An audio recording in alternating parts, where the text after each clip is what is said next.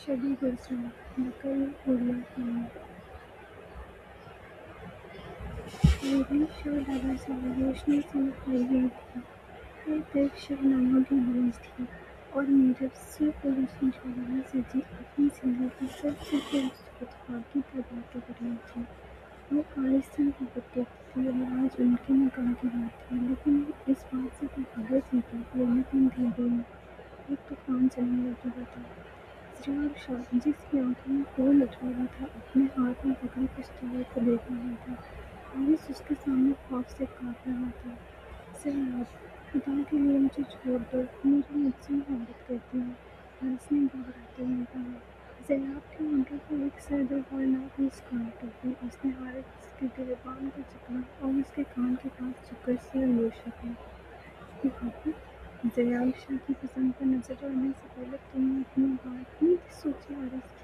یہ تمہاری قسمت بن ہی نہیں سکتی، کیونکہ اس کی تقدیر میں نے اپنے خون سے لکھی ہے۔ اب چپ چاپ یہاں سے دفع ہو جاؤ، ورنہ تمہارا جنازہ اس وجہ سے اٹھے گا۔ کچھ ہی دیر بعد جب نکاح کا وقت آیا تو دولہا غائب تھا۔ رنی میں کوہرام مچ گیا۔ میرب کی آنسو تھمنے کا نام نہیں لے رہے تھے کہ اچانک ہمارے قدموں کی چاپ گونجی۔ ضیاء شاہ اپنے سر پر سیاہ سے زوال، چہرے پر ایک قاطعانہ غرور لیے خامدہ ہو گیا۔ دولہا بھاگ گیا تو کیا ہوا؟ شاہ خاندان کی عزت یوں نیلام ہونے نہیں دی جائے گی۔ میرب سے نکاح اب میں کروں گا۔ ضیاء پھر ایک بار آواز گونجی۔ میرب نے ہراساں اور نفرت سے ضیاء کی طرف دیکھا، لیکن خاندانی دباؤ اور ماں کی ممتا کے سامنے وہ مجبور ہو گئی۔ قاضی نے جب 3 بار پوچھا تو میرب نے روتے ہوئے اور کانپتی آواز میں بولا، نکاح کا رجسٹر سائن ہوتے ہی ضیاء اور میرب کا آپس بے بسی ہو گیا، اور آج جو ہمیشہ کے لیے اس کی قید میں آ چکا تھا۔ شادی کی پہلی رات کمرہ گلاب کے پھولوں سے مہک رہا تھا۔ میرب بیٹھ کے کونے میں سینٹی ہو رہی تھی کہ ضیاء کمرے میں داخل ہوا۔ وہ شیروانی اتار کر صوفے پر پھینکی اور میرب کے قریب آیا۔ مجھ سے دور رہیے، آپ ایک ظالم انسان ہیں، آپ نے میری خواب چھینی ہے، میرب نے نفرت سے چیختے ہوئے کہا۔ ضیاء نے اس کی ٹھوڑی کو اپنی انگلیوں کے سخت سامنے لیا اور اس کی روتی ہوئی آنکھوں میں جھانکا۔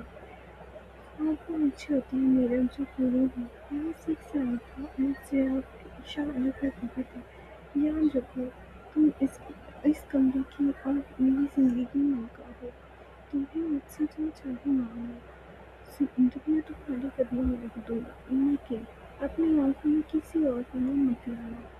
دن گزرتے گئے۔ ضیاء کا رویہ عجیب تھا، وہ جتنا باقیوں کی دنیا کے لیے سخت اور بے رحم تھا، میرب کے سامنے اتنا ہی نرم ہو جاتا۔ وہ روٹی بچا کر میرب کا سوتا ہوا چہرہ گھنٹوں تک دیکھتا رہتا۔ اگر میرب کو ہلکا سا بخار بھی ہوتا تو وہ پورے شہر کے ڈاکٹروں کو کوئلے میں اکٹھا کر دیتا۔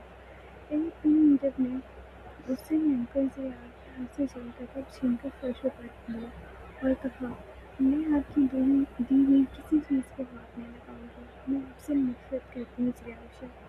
ضیاء غصے میں آنے کی بجائے مسکرایا۔ اس نے گرے ہوئے کپ کے کانچ کے ٹکڑے پر اپنا پاؤں رکھ دیا، جس سے اس کے پاؤں سے خون بہنے لگا۔ میرب خوف سے پیچھے ہٹی۔ محبت مت کرو میرب، نفرت نہ کرو، پر یاد رکھنا تمہاری نفرت کبھی صرف اور صرف ضیاء شاہ کی ہوگی۔ اس نے اپنے بہتے ہوئے خون کی پرواہ کیے بغیر کہا۔ میرب اس کے اس کالے پن کو دیکھ کر اندر سے لرز گئی۔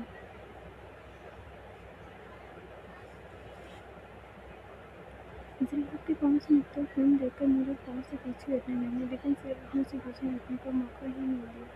اس نے ایک ہی جھٹکے میں میرب کی نازک کمر کے گرد اپنا مضبوط بازو پھیلا کر اسے اپنے سینے سے لگا لیا۔ دونوں کے درمیان کا فاصلہ پل بھر میں مٹ گیا۔ میرب کی سانسیں ضیاء کے چہرے سے ٹکرانے لگیں۔ چھوڑیے مجھے ضیاء، یہ کیا پاگل پن ہے؟ میرب نے اس کے مضبوط سینے پر اپنے ہاتھ رکھ کر اسے پیچھے دھکیلنے کی کوشش کی، لیکن ضیاء کی گرفت لوہے کی مانند سخت تھی۔ ضیاء نے جھک کر اپنی سوکھتی ہوئی نظریں میرب کے تھرتھراتے ہونٹوں پر ٹکائیں۔ اس کی آواز میں ایک عجیب سا زہر اور جنون تھا۔ میں نے کہا تھا نا میرب، تم میری جاگیر ہو، تمہاری یہ درد، تمہاری یہ سانسیں اور تمہارا یہ غصہ، سب میرا ہے۔ اگر تم مجھے اپنے پاس سے نہیں اپناؤ گی تو میں تمہیں تمہاری نفرت سمیت تسخیر کر لوں گا۔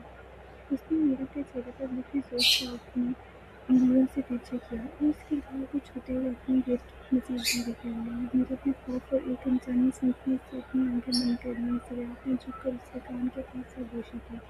اپنی آنکھیں بند مت کرو میرب، دیکھو پلیز نفرت کو جو میرے زمین کے سامنے گھٹنے ٹوٹ رہی ہے۔ اس رات میرب کو پہلی بار احساس ہوا کہ زلیخا شاہ کی محبت کوئی عام بہن نہیں بلکہ ایک ایسا طوفان ہے جو اسے اپنے ساتھ اٹھا لے جائے گا۔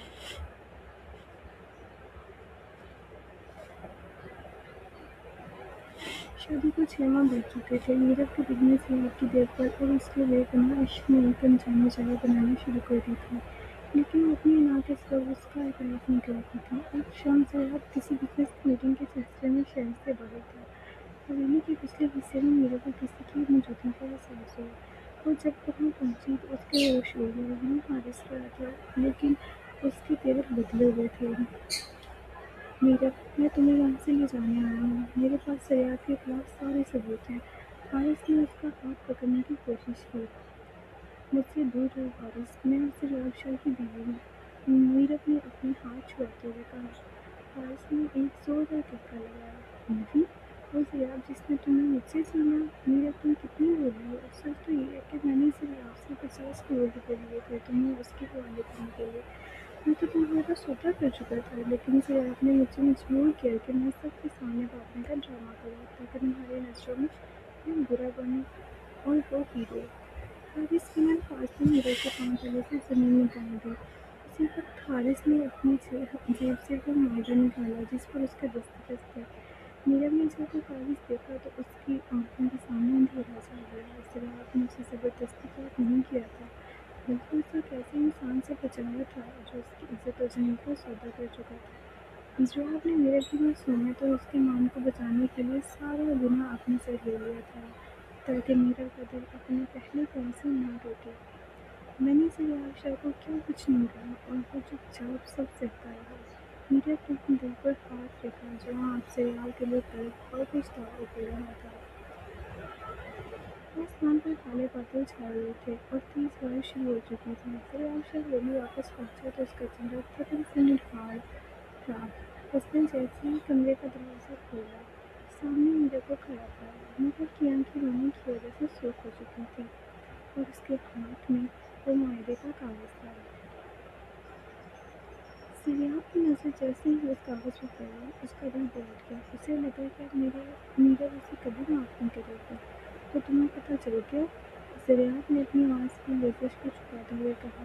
ہاں میرب، میں نے تمہارا سودا ہوتے دیکھا تھا۔ میں برداشت نہیں کر سکتا تھا کہ کوئی کمینہ تمہاری پاکیزگی پر داغ لگائے۔ اگر تمہیں لگتا ہے کہ میں گنہگار ہوں تو مجھے سزا دو، لیکن خدا کے لیے مجھ سے دور مت جانا۔ زلیخا کی بات ابھی پوری بھی نہیں ہوئی تھی کہ میرب آتے ہی آئی اور اس نے اپنے آگ کو زلیخا کے سینے میں چھپا دیا۔ اس نے زلیخا کی قمیض کو اپنی انگلیوں میں جکڑا اور گھٹ گھٹ کر رونا کی۔ مجھے معاف کر دیجیے، میں اندھی تھی، میں آپ کے اس پاک اور سچے عشق کو سمجھ نہیں سکی۔ میں نے آپ کو اتنی تکلیفیں دیں اور آپ نے ہمیشہ مجھے اپنے ساتھ میں رکھا، میرے بھی ہنسیاں بن گئیں۔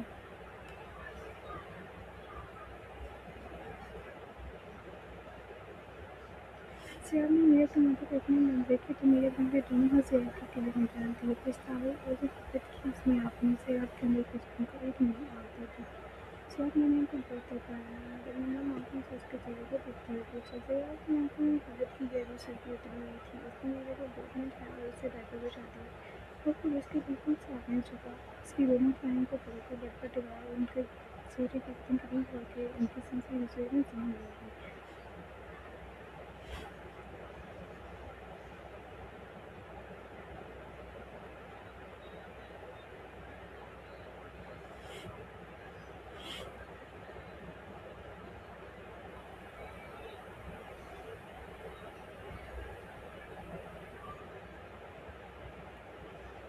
جی، تو کیسا لگا آپ کو یہ ناول؟ پلیز اپنی رائے کا اظہار ضرور کیجیے گا۔ آپ لوگ کی سپورٹ کی بہت ضرورت ہے مجھے۔ اگر آپ کو یہ ناول پسند آیا ہے تو ویڈیو کو لائک اور اپنے دوستوں کے ساتھ شیئر لازمی کریں۔ کمنٹ سیکشن میں بتائیں کہ آپ کو زلیخا شاہ کا کون سا ڈائلاگ سب سے زیادہ پسند آیا۔ مزید ایسے ہی جنونی اور جذباتی ویڈیو ناولس کے لیے چینل کو سبسکرائب کر کے بیل آئکن مست بھی دبائیں.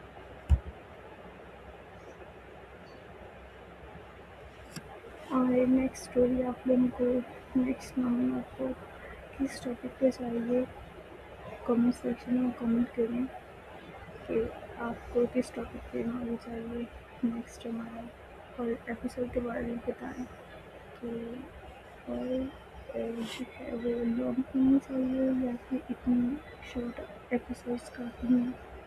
پلیز اپنی رائے شیئر کیا کریں تاکہ مجھے پتہ ہو کہ میں کیسا لکھ رہی ہوں اور آپ لوگ کس طرح کے اسٹوریز میں انٹرسٹیڈ ہیں. اگر آپ لوگ چاہتے ہیں کہ میں کوئی لانگ ناول اسٹارٹ کروں ایپیسوڈ وائز تو وہ بھی کائنڈلی آپ مجھے کامنٹ سیکشن میں بتائیں. ویڈیو کو لائک کریں، شیئر کریں، چینل کو سبسکرائب کریں اور اپنا ڈھیر سارا خیال رکھیں اور دعا میں یاد رکھیں. اللہ حافظ.